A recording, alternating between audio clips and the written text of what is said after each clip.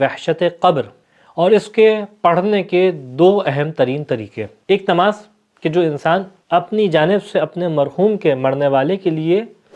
تحفے کے طور پہ بھیج سکتا ہے، کہ جس نماز کا اثر یہ ہوتا ہے کہ وہ مرنے والا جو ابھی اپنی قبر میں پہنچا ہوتا ہے اور انتہائی وحشت کے اندر اپنی قبر کے اندر ہوتا ہے، پریشانی کے اندر ہوتا ہے، اس نئے مقام پہ قبر کے اندھیرے میں وحشت زدہ ہو رہا ہوتا ہے، یہ وہ نماز ہے جو مرنے والے کی اس وحشت کو دور کرتی ہے۔ گویا اس کی قبر میں ایک نور کی کیفیت میں گویا جاتی ہے اور اس کی مشکل کو آسان کرتی ہے۔ دنیا میں تو ہم اپنے چاہنے والوں کو تحفے دیتے رہتے ہیں، لیکن وہ وقت کہ جب ہمارے چاہنے والے کو سب سے زیادہ جس تحفے کی ضرورت ہے، ان تحفوں میں سے ایک تحفہ نماز وحشت قبر ہے، کہ جس موقع پہ ہمارے مرنے والے کو، ہمارے عزیز کو، ہمارے اس عمل کے ذریعے سے اس کی کئی مشکلات ہیں جو آسان ہو سکتی ہیں۔ اس کے پڑھنے کے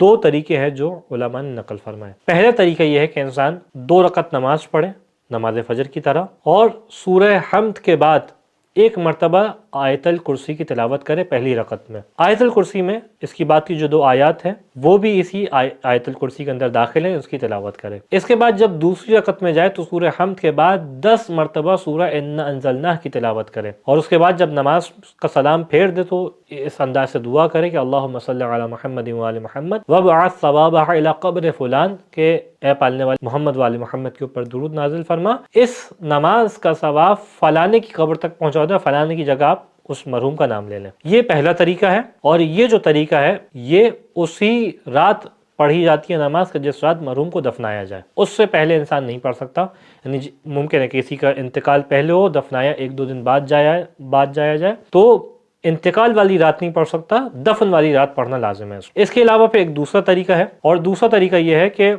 2 رکعت نماز پڑھے فجر کی طرح، پہلی رکعت میں سورہ حمد کے بعد 2 مرتبہ سورہ توحید کی تلاوت کرے، سورہ قل هو اللہ احد کی تلاوت کرے 2 دفعہ، اور پھر اس کے بعد دوسری رکعت میں سورہ حمد کے بعد 10 مرتبہ سورہ تکاثر کی تلاوت کرے، اور پھر اپنی نماز کو ختم کرے عام طریقے سے جس طریقے سے فجر کی نماز پڑھتا ہے، اور نماز کو ختم کرنے کے بعد اس انداز سے دعا کرے اللہم صلی علی محمد وآل محمد وابعث ثوابہ الی قبر فلان، کہ پالنے والے محمد وآل محمد کے اوپر درود نازل فرما اور اس نماز کا ثواب فلانے کی قبر تک پہنچا دے، اور فلانے کی جگہ آپ کو اس مرحوم کا نام لینا ہے۔ یہ جو دوسرا طریقہ ہے نماز کا، اس میں جو ہمارے پاس روایات موجود ہیں اور جو فتویٰ موجود ہے آیت اللہ الثانی کا، وہ یہ ہے کہ یہ موت کی رات میں بھی پڑھی جا سکتی ہے۔ یعنی فرض کر لیں کہ ایک شخص کا انتقال ہو اور 2 دن بعد اس کی تدفین کی جائے، تو یہ اس رات کو بھی پڑھی جا سکتی ہے جس رات اس کا انتقال ہوا ہے، اور اس رات کو بھی پڑھی جا سکتی ہے جس رات جو ہے اس کو دفن کیا جا رہا ہے۔